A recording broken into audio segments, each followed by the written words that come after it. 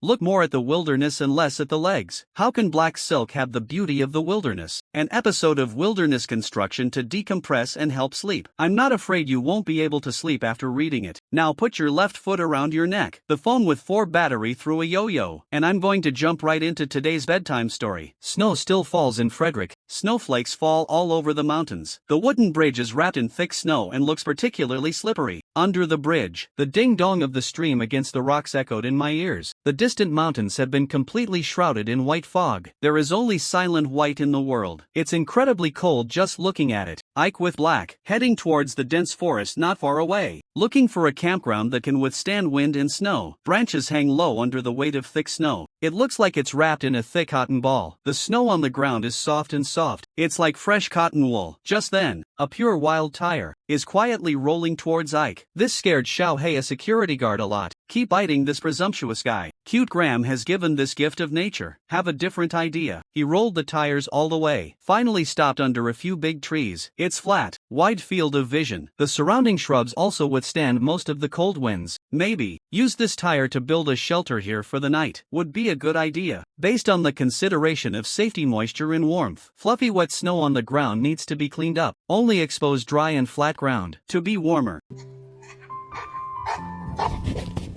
Not long, I cleans the snow from the construction area. He stuck the tire between 2 big trees, planned as a gateway to the shelter. The snow is getting stronger and stronger. There's no sign of wanting to stop. Even in his thick clothes, Ike felt cold. Abnormal. He quickly collected some dry wood and chipped some chips into the wood as a combustion support material, then rubbed the magnesium rod to ignite it.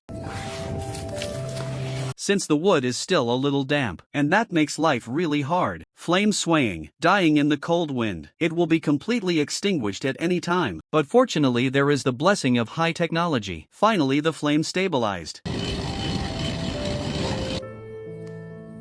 After warming up, he continued to invest in the construction of the shelter. Collect the rocks scattered around, neatly placed between the tree trunks on both sides, as a support for later building the floor. After completion, he picked up some processed logs. We then lay the logs on top of the base beams, separated from wet ground. Now the snow has stopped. Only the soles of the feet run over the sand of the snow. The sound of sand echoes in the silent mountains. Ike fills the teapot with snow, then put it on the campfire and slowly bring to a boil. I can't stand it. Drinking a cup of hot tea can also dispel the chill in the body. As for the walls around the shelter, he had a plan in his head. He first draped 2 sections of logs into the back wall, as a retaining stake, used to restrict log movement. The connection between the log and the stake is a drill hole. Hanging would nail reinforcement. Then just repeat the cycle. You can build the wall, and then you saw off the excess. Make the wall look more organized, and the sawn logs are not wasted. Turn around and put it in the fire. Continued warmth protection. The other 2 walls, due to the support of tree trunks, just fill the gap with logs.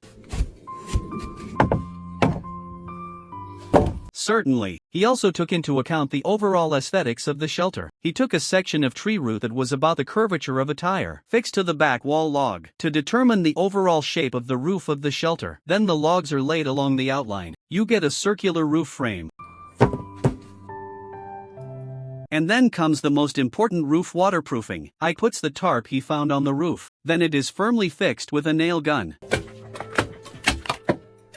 As for this circular arc frame, just cover it with a clear plastic sheet. It's a transparent window. This design can not only take care of indoor lighting, you can also enjoy the snow scenery outside. So that kills 2 birds with 1 stone. Of course only a tarp. It can't meet the thermal insulation needs, so he brought Little Black to the camp. Clear the snow on the ground. Collected some fairly dry soil. Carry it back to the camp and spread it directly on the tarp. This will effectively reduce the loss of warmth in the house, so as to achieve the effect of heat preservation. Of course, if there is only 1 layer of soil, the light perception will be much worse. So he gathered some more turf, spread it directly on the tire. That's a lot of coordination at first glance. But why does this hairstyle feel weird? The production of the gate. Ike also has his ingenuity. I saw him put the branch, lashing into the same shape as the inner diameter of the tire. Put it on and try it after, there is no problem. Then he turned around and collected some hay. We're going to tie the hay in strips. It goes around the frame. So, you get a gate with excellent wind protection, considering that there are still many gaps in the surrounding walls. So I collected some almighty mosses.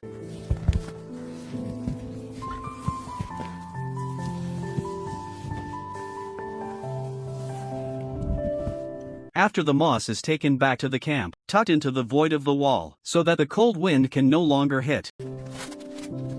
And when he was done, he made little holes in the roof, and put the wood stove in place. The pipe is connected to the outside. Raise the fire in the fireplace,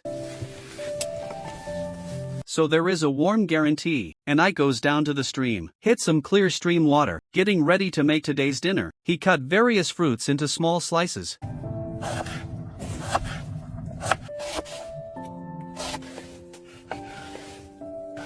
then pour it into the pot and cook until ready. Yes, he is losing weight recently. Boil the fruit into a paste and serve it. Then he gulped down. Although not so rich, but in extreme environments it's enough to eat. After filling the stove with dry wood, lie down on the moisture-proof mat and go to bed early. Finally, I wish you all a good night's sleep. Good night, everyone.